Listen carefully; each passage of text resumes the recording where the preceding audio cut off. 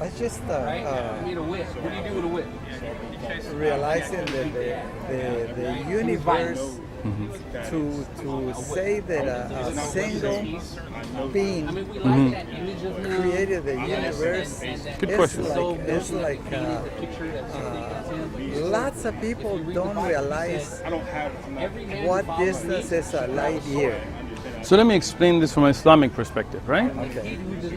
The Prophet Muhammad, peace be upon him, that's more than 1400 years ago, 1450 years ago, he told us that there are 7 samawat. Okay, let me explain what a sama is.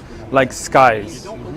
The first sky from the Quran, we know from Surah Mulk, that all of the stars, all of the lamps that we see, زَيِّنَ السَّمَاءَ الدُّنْيَا بِمَصَابِيحٍ in the Quran, that we beautified the first sky, the sky of the world, with lamps. So all of that is just the first sky.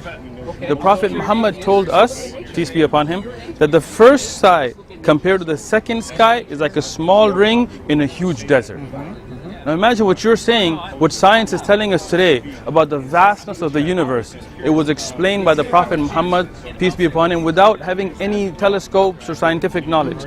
He said the second sky compared to the third is like a small ring in a huge desert. The third sky compared to the fourth, like a small ring in a huge desert. Now see, how would a man in the desert know those kinds of things where there was no Hubble telescopes, there were no satellites, right? There was no NASA, right? And that's why what you're saying proves Islam to be the truth, because this vastness of the universe shows the oneness of the Creator. Let me explain how. We have so many planets, so many galaxies, we have so many solar systems, so many dimensions, and you see them functioning more or less in the same way, right? Let's say me and you paint. Your painting is going to be different than mine. Maybe you use oil paint, I'll use water. Maybe you'll be abstract, I'll be a realist, right? But you look at the universe, you look at every galaxy, same footprint, right? It shows the oneness of the Creator of all of this. And we don't say this was created by some man or some animal or some monkey or some blue guy. No, this Creator is not a man, it's not a woman, doesn't die, doesn't get tired. Allah is a unique name even. Like for example, in English you say God, right? Dios. Okay. If you have a female, what would you say? Goddess. In Espanol, Dios. Diosa, right? So that means Dios or God is referring to a man, right? I mean, linguistically, it's gender-based. Al-Ilah, Allah, genderless, right? You could say, this guy is the god of basketball, right? He's such a great record or guitar player. He's the god of rock and roll, right? But you can never use the word Allah like that. It's unique, right? Allah, the one only worthy of worship. Al-Ilah, ma'rifah here, right? So it tells you that this Creator is above these things of being just a human or a white or black. Sí. En español, sí. Es en español también. Right? So now think about that. If there were different creators in different parts of the galaxies, then one galaxy would run one way and one would operate a different way. De nada. Wa alaikum salam. You see what I'm saying? Yeah, you feel me? Except that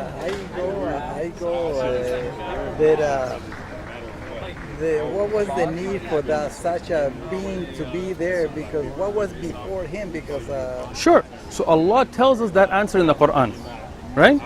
الذي خلق الموت والحياة ليبلوكم أيكم أحسن عملا وهو العزيز الغفور. In the Quran, Allah tells us that we created death and life. The system of this world is called death and life, meaning the hereafter, to see which one of you puts forth the best deeds. Right? So Allah made this as a test for us. He created us, He put us, and not just us. It's not just us in the universe. We as Muslims believe there's a creation called jinn, right? Which is made out of a different component than us, a smokeless fire. It's not like the regular fire, but it's different. So as some people may imagine ghosts or aliens or whatever, but we believe that there is another creation, right? Then there are other types of wildlife that we don't even know about. Creations of Allah that are under the ocean, that above the skies, we don't even know about. Then there are malaika, there are angels, millions and billions and trillions, countless. Like for ourselves, countless of them, right? And these, some of them, they're just prostrating to Allah, the whole creation. They're making tawaf of Bayt al-Ma'mur above the skies, right? So that, what I'm telling you is that don't think that Islam believes it's just us few people, human, that's it. No, Allah has many creations. We say, Alhamdulillahi Rabbil Alameen. All praises to Allah, the Lord of all of the worlds and galaxies and creation. I feel like our Earth, in relation to this solar system or this galaxy, it might proportionally might be like a molecule or even a speck, yes, or atom or nucleus. You're right. I agree with you, and that's what Allah tells us. That's what Allah tells about the. Like I told you about the hadith of the Prophet Muhammad. Imagine if you take a small ring, throw it in a huge desert, and you take another. The huge desert becomes a small ring in front of another. So it's exactly what you're saying. You hold a belief that works with the Islamic belief.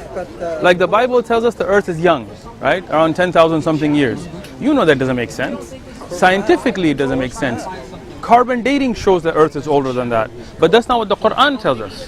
The Quran has been preserved when the Bible has been corrupted, right? And this is why I tell you, at least take the Quran and read it. You know, so you can know. You're an educated man, you're an intelligent man. The good thing is, still no one, and not even you, answered me. Sure. What's the question? Where did he study to create such a thing? Okay, I mean, you didn't ask that question. Now you asked that question, I will answer it now. Allah doesn't. He has a descendants? Sure. Allah has no descendants.